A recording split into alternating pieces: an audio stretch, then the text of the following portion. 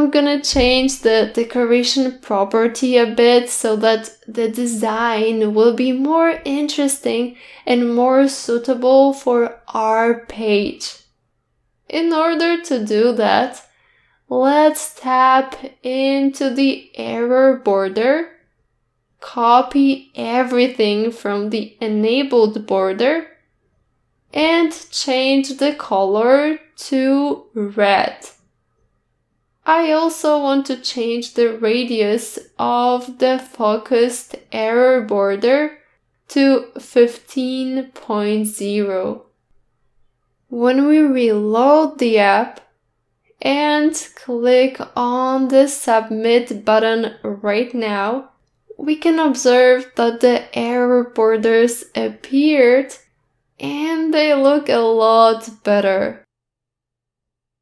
The next task for us will be to take the text from the user and write the data in the Firestore database.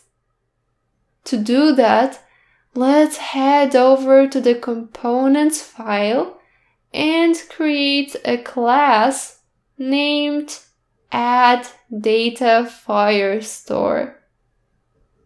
We're also gonna create a collection reference variable and call it response.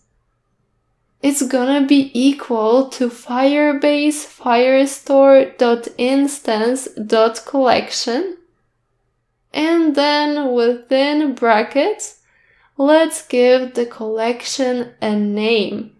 We're gonna call it messages.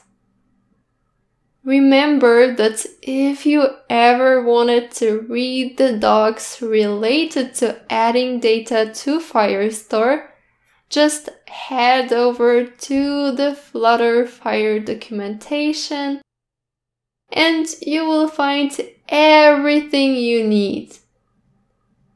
So let's create a future void function named addResponse.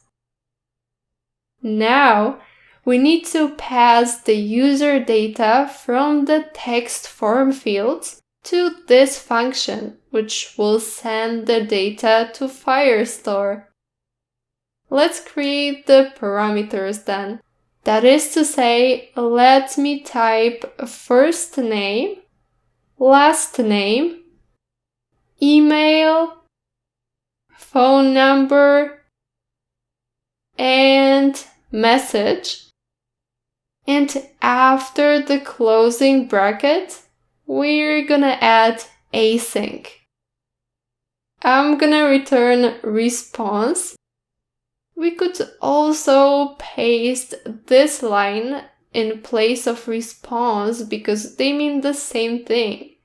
But after pasting the line, the code wouldn't look clean. Next, we have to put a dot and after it write add. Since Firestore stores data in the form of a map, we need to send our data as a map. Let's start by putting curly braces. We're gonna write first name and then put the variable as its value. Let's give it a comma and continue adding the rest.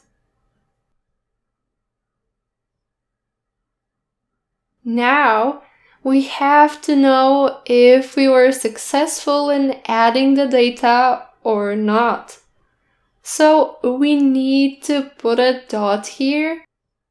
Then we will print a statement.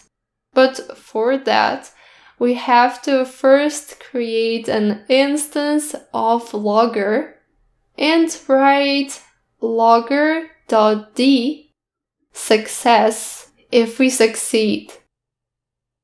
What if we have an error and we want to see it?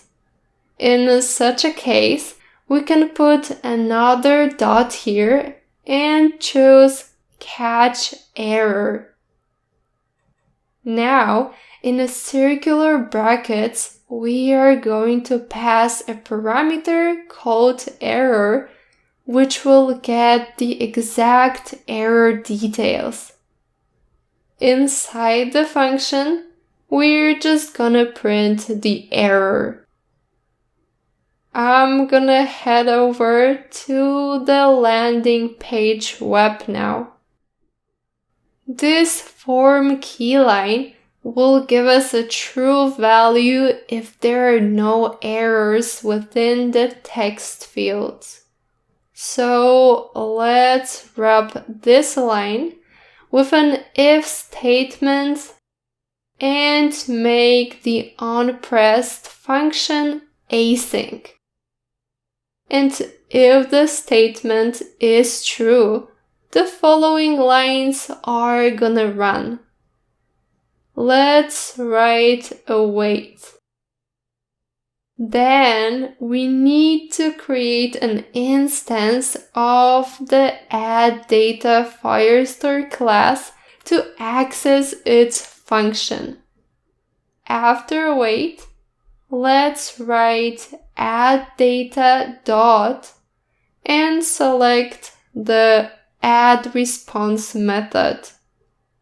Now we need to pass the text field values. So let's replace first name with firstNameController.text.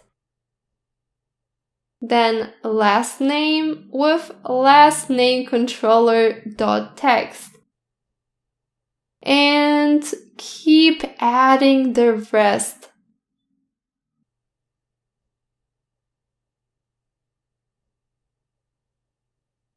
Let's reload this app now and open the Firebase console to see the data side by side.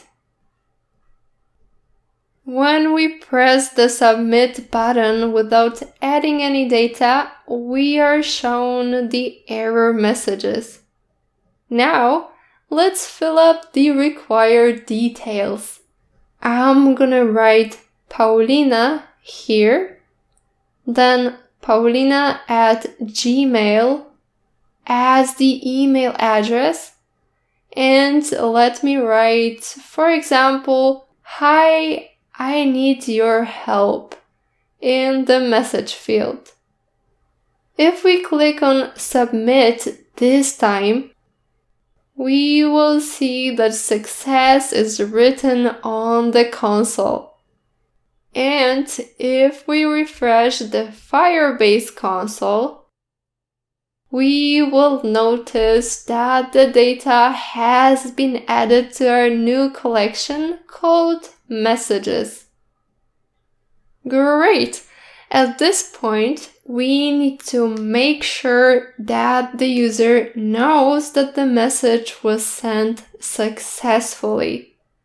Therefore, we are gonna show them an alert box with a text message submitted after they fill up the requested fields and click on the submit button.